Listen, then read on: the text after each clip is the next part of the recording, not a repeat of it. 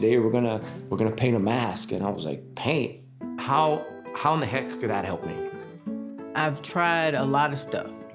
It was not resonating. He said, well, how about art therapy? I said, okay, I'm willing to try anything. The first day of treatment was upstairs in this area, and all I see is bongo drums, some weird instruments that were hanging on the walls. And she looked at me and said, what do you want to do? I had no idea.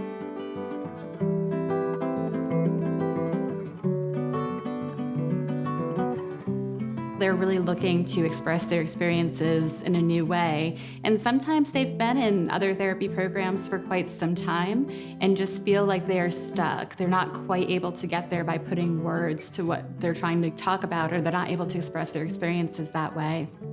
And so for many people, being able to put something into an image is completely fresh and different. Music and art and writing was a safe place. It was a place that I could be in myself, in a safe place, an environment. Art therapy is something that I really kind of shied away from because it's so intimate. It's so real. At least it was for me. So it opened up a lot in me. It saved my life. It kind of saved my marriage. It got me back on a road to recovery, and kind of that's where we are now.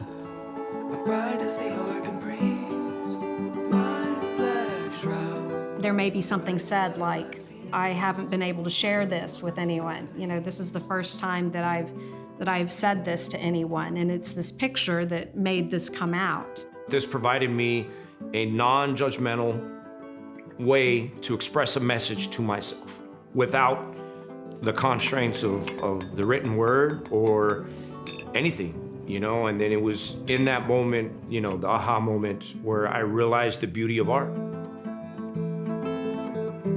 So I think the understanding for military folks trying to find success in an artistic platform where they end up, I think, having this new creative process they didn't have before.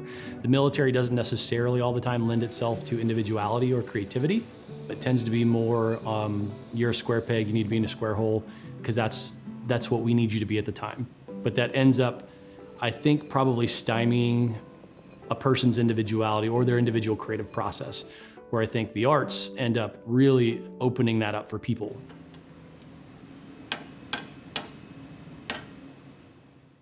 Making my quilt, I had so many emotions.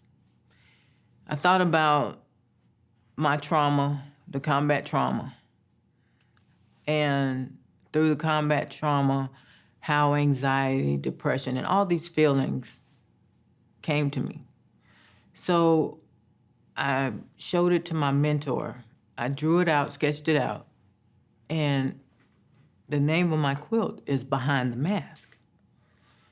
So she knew that I really wasn't myself. And if I could put on a mask, I could make it through anything.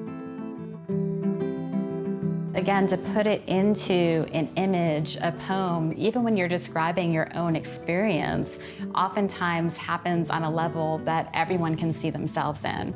And it doesn't have to be the same kind of pain, it doesn't have to be the same kind of experience, but they can see themselves in it. And that's what we're seeing in the work from these veterans and service members, perhaps in part because the themes they're dealing with are so powerful. My therapist was able to introduce me to that and really show me where I was able to heal by utilizing music, was able to heal by utilizing the arts. I was able to see it, feel it, and I knew it made me better. I've actually had several people tell me, it took me 6 months or a year or more to tell my therapist about that, and you got it out of me in 1 hour. How did that happen?